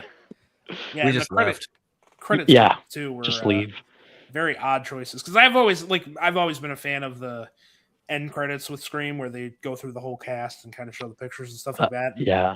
I thought the choice of song they made was very odd, especially considering they had just released that Ice Nine Kills song with McKenna Grace, which I thought was way better. Yeah, And yeah, I was like, that should have been the song. That should have been the one. But I agree. But it was funny to go to the fan event, and it was the thing that just started. Like that's when you walked in, and it was just this weird music video with all these ghost faces and being they weird, played like the music like video. a 007 music video wow. for Scream Okay. for something Yeah. for some reason. Okay, but yeah. Yeah, I didn't know they did that. That's kind of funny. Yeah. So I've got them ranked now. Okay. The opening, it goes best to worst. Mm-hmm. 2, 1, 6, 5, 3, 4, 7. Okay. It was the worst one for you. Comparatively to their other movies, yeah, I think so. Okay. That's Yeah. okay. I guess you're right too. Is it also based on like it had more impact because they were actually like no, never mind. Because I was about I to mean, say if we're basing it on impact, I think I mean, Seven is look- rightfully at the bottom. True. Look at my list, right? Like I've got 2 for 2 for part 2 and number True. 1. Like Mrs. Loomis is my number 1, right? Mhm. And then the opening kills in a movie theater. You Yeah. do not get more meta or better than that when it comes to this franchise. True. IMO. And then number 1 is just too iconic. That is Mhm. one of the most iconic opening kills of all time, right? And then Right. 6 does the same exact thing, but in a very different way. Mhm. And I love it for that. And then 5 is cool. 3 is meh. 4 is not great. And then 7 is just like 7's cool, but like I let me just also preface it. My opening kills, I don't necessarily hate any of them. I just think like, it's strongest, weakest. Okay. No, I got you. That's fair. Yeah. Okay, That's fair. I like it. Yeah. There's a lot of disappointment. Honestly, I feel like you guys are making me adjust my ranking now for like, the movies ranked, because I was very like, hey, I should just come into this and not be the only one to say it's the worst movie, but I I'm not mean, gonna do it. All right, let's just go to movies ranked. I'm gonna kick it off. okay. I'm gonna put Scream 7 second to last. I'm not gonna rank it completely. Now, over time, the more I watch it, opinions might change. Mhm. I'm someone that, in general, in my ranking, it's rotated. Outside of number 1 and my least favorite, those have pretty much stayed the same, and I've always had 3 at the bottom, 1 at the top. I think for me, and why I can't rank 3 better than 7, and this is just personal preference, I think these movies and their flaws are swapped. So I think Fair. for 3, I think 3 is not good at all, and I don't have the most entertainment value with it until the last like 30 minutes. I think that's Fair. the best part of 3. Fair. Mhm. And Whereas- honestly, when you compare it to 7, Very similar. It has Very it similar, has yeah. the thing that 7 lacks. It has a great killer with a great motivation. Yeah, exactly. Like I get you. And then with 7, it's like I think the kills, the relationship between Sydney and Tatum, I think that's strong enough, and then it just falls off the rails at the end. So I think they both actually have a lot of the same problems. They're just in different ways. Sure. Yeah. And again, I think over time it probably will end up falling into the final spot. But my disappointment with 3 has kind of always been, and it's one that has betrayed me, because when I was a kid, I thought Scream 3 was the greatest thing ever. And then once I kind of grew up and got like my adult movie eyes, it changed it a little bit for me, and I'm like, oh, there's a lot wrong with this movie. And I'll be honest, kills 2 is a major thing for me. I love the kills have to be good in a Scream movie for me to really enjoy it, and I think that's where 3 really, really lacks, and it's just hard for me to put it over that. But I know I'm probably the only one on this panel that doesn't have 7 in last. So I'll let you guys go ahead. You want to go, Phil? Or Yeah, mine's it's really not hard. I mean, 2, 1, 3, 5, 6, 4, 7. That's good. Yeah, it's really a no-brainer for me. Like I said earlier, I look at number 4 now. I'm like, I might have been a little too unkind to you. Perhaps I treated you too harsh. Perhaps we need to go get some gelato. Scream 4. Damn. Yeah. Perhaps. Did you say you had 5 at 3? Did I hear that Yes. right? Yes. I will say, I think 5 has. Yeah. I think I might like. I know last time we did it, and it wasn't my most recent rewatch. I had 6 over 5, but I think after my most recent one, I like 5 more. Yeah. I think that's one, and now especially with 7, I feel like 5 is actually. I think 5 does what Jumped. 4 tried Yeah. to do better. It's a That I return to don't form agree with, in a little way, but I get you. Yeah, That part I don't agree with, but I know what you mean. They are very similar. Very similar. Yeah. I mean, both 5 and 4 are fairly relevant today now. So, Yeah. I mean, I have Scream 1 at number 1. Then I have Scream 2 at number 2. I have 4 at number 3. Then 5 at number 4. And I actually have 3 at number 5, 6 at number 6, and 7 at number 7. Okay. Yeah, I think I've come. Even though I agree with what you say about 3, I guess it's just more like I don't know. 3 just does something for me sometimes, and I like vibe thing. 6 a lot, Vibe. Yeah. but I like 6 up until that point, right? Obviously, I think 6 had so much going for it until the Baileys showed up, and I don't know 3. I just like Roman as a Ghostface as well. I just love He's him. great. Yeah.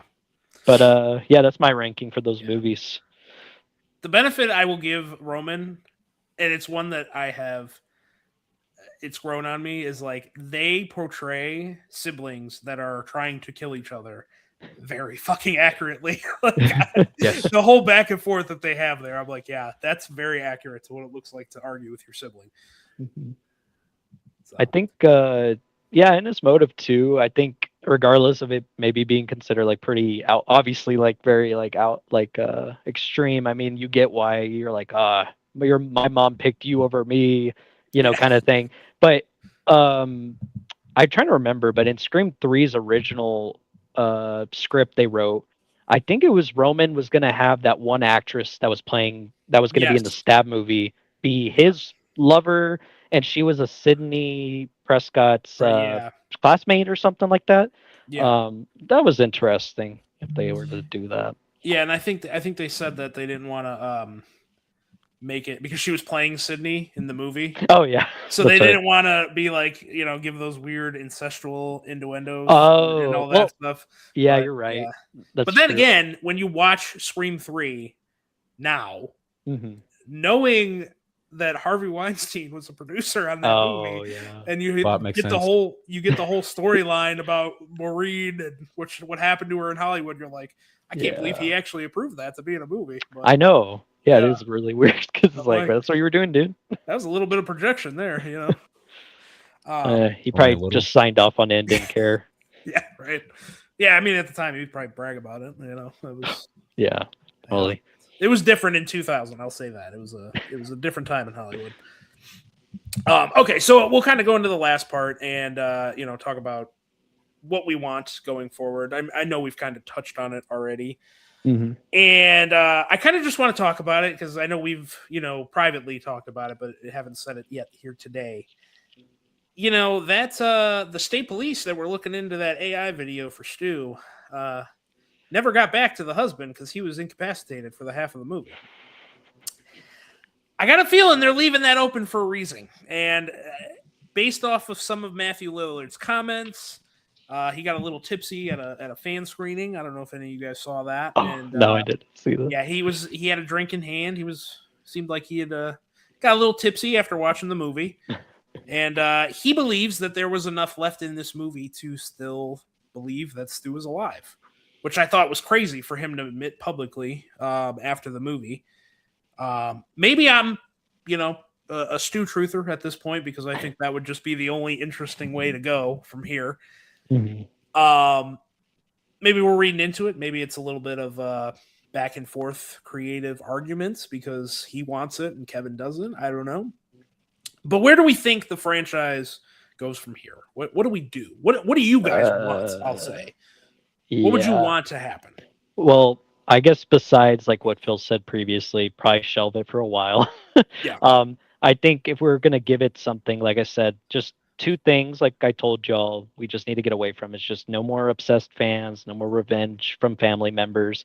They needs to do something fresh, which is hard because they did write themselves into a kind of a corner with this. But I mean, unfortunately, the basic way to go about it is to have Tatum be the new lead, have her maybe go to college, but try not to do it as plainly, like just ripping off Scream 2 and doing 6. Just maybe make it different, even though it would still be samey. Well, I don't know. I've also heard people say that they want Gail to be the main lead, maybe just because they were kind of giving her some more stuff in this last movie, which I never. I mean, to be honest, I don't really think I'd want that at this point, especially with the way they've written her to regress. Yeah, I think I don't think I would. I don't know why people were saying that, to be honest. But I like that one guy, 3C Film, saying that maybe we could give it to like someone else, maybe as the main lead, and maybe we could follow different ghosts. I mean, Kirby made sense to bring back, and it was weird too. Didn't you realize? I know they weren't going to bring her back, but this was a Ghostface killing. Where was she? Yeah, she could have been the one person that would have been able to be like, yeah, I'm in the FBI. I can help you. I was just saying, her jurisdiction ain't. She doesn't have a jurisdiction really, so it's like, why wasn't she there? Yeah, wasn't that faked? I thought she faked that. Oh wait, did she? What? Being in the FBI? Didn't she fake being in the FBI? No, that was Bailey just trying to. She was like throw this. He was trying to convince everybody else that she was the killer, so he lied about that. Yeah, no, she was actually in the FBI. I was about to say, wait, I watched this movie. Right. I had to remember because I had just watched it before 7. I was like, So sorry, to finish it off is just like that. I could see that just to give it some fresh new eyes, a fresh new lead. I depending on how you feel about Kirby, I think it makes sense since she's like Ghostface, like she's a FBI agent, so she'll go to Ghostface killings when they happen. Different states, different environments, and also adding the meta element of the knowledge of horror movies. Because remember, she was kind of Randy-ish. Remember, she loved horror movies. She was talking to Mindy in 6 about horror movies. She could try to connect everything with modern horror movie logic, possibly, but not in your face like Mindy tries to do in all these movies right now. So, that's all I have. I mean, I think Phil said it. Probably shelve it. Before you give like a full answer, Phil, when you say you want to shelve it, how long are you talking? At least 5 years. Okay, so not another 10-year hiatus like we got between 3 and 4 and 4 and 5. Okay, no. Okay, yeah, I could agree with that. What do I want out of this franchise? That is a hard question to answer because I don't know that I want anything more out of it personally, right? Yeah. Like maybe that might be the old man yelling at Cloud coming out in me. I don't know. I mean, hey, it might not be wrong. I don't necessarily dislike the idea of having Kirby or someone else kind of take up the reins, right? Like that feels different. But at that point, you kind of veer into very different territory altogether. True. And I don't know that you necessarily fall into, the same old song and dance that this franchise is notorious for. And honestly, if I want one thing out of this, I want new writers. I want a new writer. I want someone other than who's been handling this, like Guy Busick. I don't want him handling this anymore. I want someone else.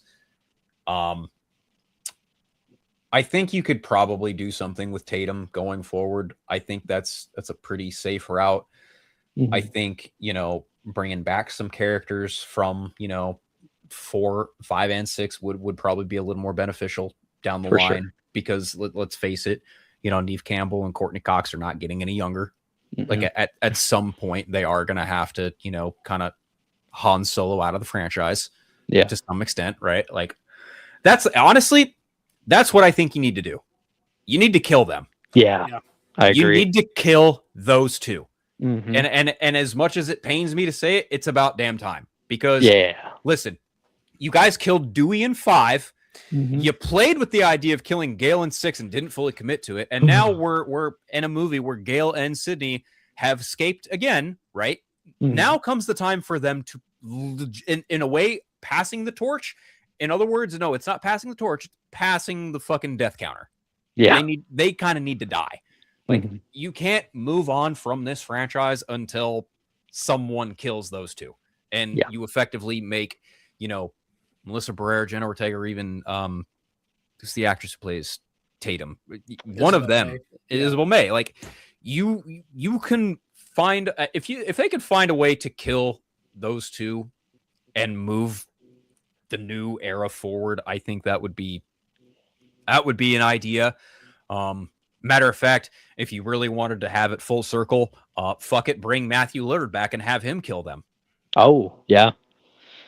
Okay, that's what I would like. Mhm. That's what I would like. Have Matthew Lillard be the one to come back legitimately and kill Sydney and Gale. fucking Gale. There. Yeah. Thank you. Wow. Yeah.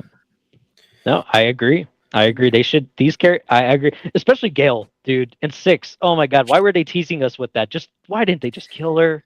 It just needed to happen in that movie. Yeah. It was so close, but you're right. This is just kind of an anchor now, right? They just keep these characters, and I like our legacy characters, but at a certain point, you need to let them go so we can get to a newer, fresh cast, a fresh set of just all that stuff. And it's just like, look, you guys already sat there and played ball or tried to play ball with Neve Campbell over 5, 6, and 7, and it's just like, look, what more can you really do with these characters? I mean, and again, like 7, if 7 showed you anything, it's that people will absolutely flock to the idea of Stu Macher being the fucking killer. Yeah. Yeah. And I think you need to make good on that promise. I think so. Is it going to work though? I think that's where I'm like, you did it once and you played everyone. And I will say, we didn't really talk about it. Shameful ass marketing with this film. Yeah.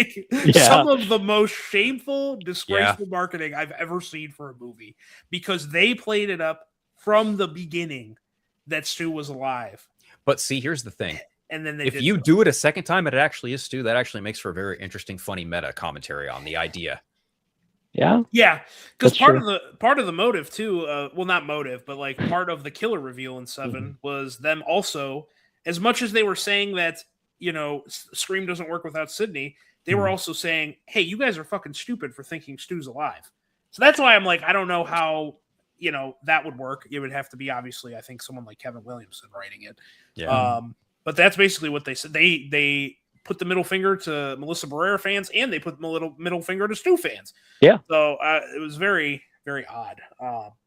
And yeah, to kind of go off your point too, and it's one of the things, I think they should have killed Gale in 5 instead of Dewey. I think there was more to do with Dewey from this point on than there ever was with Gale. I think Gale has regressed as a character repeatedly. She'll go forward, come back, go forward. It's just all over the place. And again, writing issues. Yeah, and it's writing. Yeah. Yeah.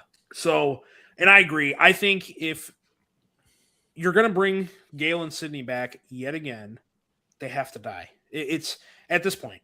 I wanted Sydney to have a happy ending. I was that's why I said I liked the very beginning of this movie, because I was like, oh my God, you're actually seeing Sidney Prescott be happy and be moved on from this. And then in the moment, I'm kind of like, oh shit, I don't want to watch this now. I don't want this to be what we're doing here and redoing it. But I think now that you brought it back, you can't let her go. It's got to be, she's got to die at this point. And it has to be someone like Stu Macher, because it can't, the legacy has to die at this point. And that's why the burn it all down marketing, I was like, fucking Jesus, the worst marketing I've ever seen.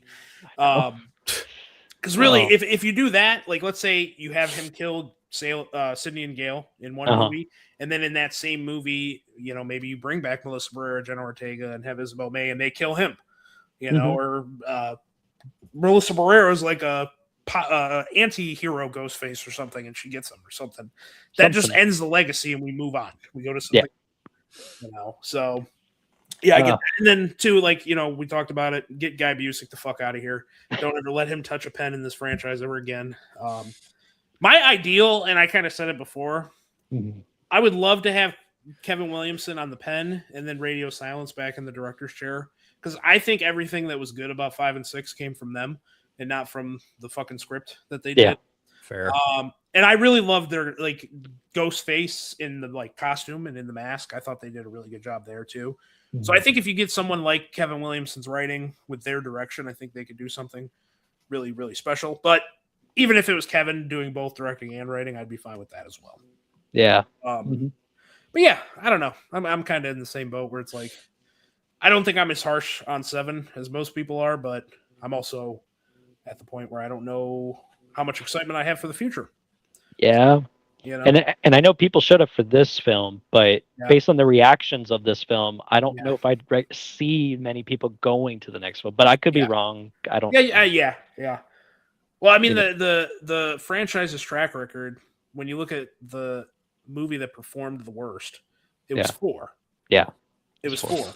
And that was coming off of the reception of 3, which, even though I think it's gotten better over time, Mhm. it was pretty universally panned by a lot of people at that time. Yeah. Yeah. We'll Yeah, see. so we'll see. You know, I want this franchise obviously to succeed, but it's also gotta do some new stuff. We can't keep regurgitating the same thing over and over again. Exactly. Then we just end up being like the same. Like, not that I don't like other slasher films, but that was the whole point. Is that now they're becoming what that was. What you they know? yeah. Yeah. Just so like okay, Jason, we'll bring him back 50 times. It's okay. Yeah. I love Jason, but you know. I guess that goes back to what they said in 5, what Amber said, where she was like, you know, the problem is there's no one that keeps coming back.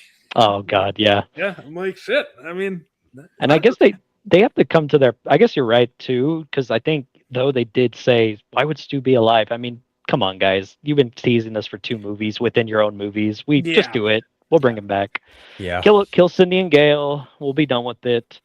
The past shall die, or whatever. You know. listen, Chad's been stabbed 21 times. There is absolutely no reason that they couldn't explain away how Stu survived a TV from 3 feet dropping on his head, which he put his hands up, by the way, too, and like kind of. Yeah. Maybe it made him smarter. Maybe he's gonna be big brain. Yeah. He's gonna be like the mastermind forever. Yeah. He was gonna be like Blofeld and Spectre from the 007 movie, being like, I orchestrated everything. That Hey, would suck, I mean- but that would be funny. I didn't mind the amnesia when they were setting up the amnesia thing in 7. I was like, okay, yeah, I buy that. You know, That's the thing. We talked about this in our we stream, did, yeah. and then yeah. I was like, huh, he's convincing me. I was like, wait a Yeah. second, Marco, Yeah. what are you talking about? Actually, Yeah. what? yeah, That's crazy. And then no, it was like, I was just kidding. I'm a Google guy. yeah. what the hell? Yeah. I'm the Google guy. when he started saying that, I was doing the Leo point. I was like, "Oh shit, I got it right!" I'm like, What? I'm getting it." And then, you know, it wasn't- I know. I was it thinking wasn't. about I was thinking what you had said. I was like, oh Yeah. shit, Alan, Yeah. you might have gotten this. I might have got it. I was convinced for a minute. I was like, "Oh shit, I'm getting." Yeah, it. because that's the thing though, is that it made us convinced, and I was like, Yeah. wait, maybe he's alive. But It's almost like we wrote a better script than they actually did. You know? probably true. I think we can. Might as well get us in. Yeah. Well, yeah. but Kevin could take over now. Yes. he'll yeah. get it. I would pray if they. I hope they don't do a quick turnaround. I want at least, you know, like Phil said, 3 to 5 Yeah, years. Don't give us a rush it. breather. Yeah, give us a give breather. us a little bit of a break. Let the fandom kind of calm down and see You what think? we can do. And that would also guarantee, like you said, calm down, but also guarantee like giving that 5 years would probably get people hyped again. So they'll be like, Yeah. okay, we're making money again. Because right now, I don't want to like. I could be wrong, obviously, but I just don't know if people are going to come out to 8 because of 7. You know what I mean? Yeah, especially I if they don't know. rush it and it's like fresh on the mind. And Mhm. you know, if it's a year or 2 from now, it's like, yeah, people. I don't think it'll do as good. I'll just say No. that. I don't think it'll do as well. That- So Yeah, Oh, just yeah, like no. just like every other franchise, sometimes we just need a breather. Like Yeah. with Star Wars, I think they needed more time between movies and stuff. So that's probably what they just Yeah. need to do with this one. Yep, I agree. Okay. Well, any final thoughts from anyone? I mean, we pretty much covered it here, I think. But Cover all the bases. We'll Yeah. be back when the next one. yeah, when the next one, yeah, who knows? Well, I mean, if it's up to Phil, we'll see in 5 years. Yeah. Roman Bridger could have had a kid. Honestly, Oh my god! Why If not? they did- Dude, I swear to God. you said any last thoughts? That was one thing I thought of. Yeah. I really hope that we don't do a revenge plot again for the next movie. That'd be funny as hell. I mean, Yeah, it would be a good laugh, but you know, I don't know if I want to spend money to see that again. So Yeah. We'll see. We'll see. I guess. yeah. All right. Well, we're gonna get out of here then. Mhm. Phil, where can we find you? And do you have anything exciting going on? I mean, I just Content-wise. dropped the completely unrelated reaction to the Super Mario Galaxy movie. Oh, yeah. Ooh. So I know. I got to that- check out all your guys' reactions. I know they've been coming in. I Mhm. got a little teary eyed at that. Yeah. That might be a movie of the year. I haven't even watched it actually. To be honest, I haven't had time. But yeah, You haven't seen the Super Mario Brothers movie? Or no. Yeah, I've seen the movie, the trailer. I haven't watched yet. Yeah. Well, Yeah. It came out this morning. I completely forgot Nintendo was doing a direct. I was busy doing other shit, but Yeah. there's that. Do I have anything in the works? Well, Absolute Batman comes out. The latest issue of Absolute Batman comes out this week, and I'm sure sometime after that, my friend Chris and I will probably get together on the Eternal Night and talk about that. So Nice. it's a Batman podcast, and wants to listen to that by all means. Yep. Yeah, just unfiltered Vero threads, Instagram, Blue Sky, Vero. I already said Vero. And TikTok. TikTok. Yeah. I was Well, the gonna thing say, is like I'm having a harder time remembering all this shit because it's not on my phone right now because I'm technically on a social media cleanse that's right. Yeah. from my phone anyway. Like, Yeah. 'cause I'm literally got shit pulled up on my computer because that's just inevitability. But yeah, like, Mhm. I'm not really checking out that stuff all that much. I'm doing, a video here and there on YouTube, but I've just got other focuses elsewhere at the moment. Fair enough. What about you, Ian?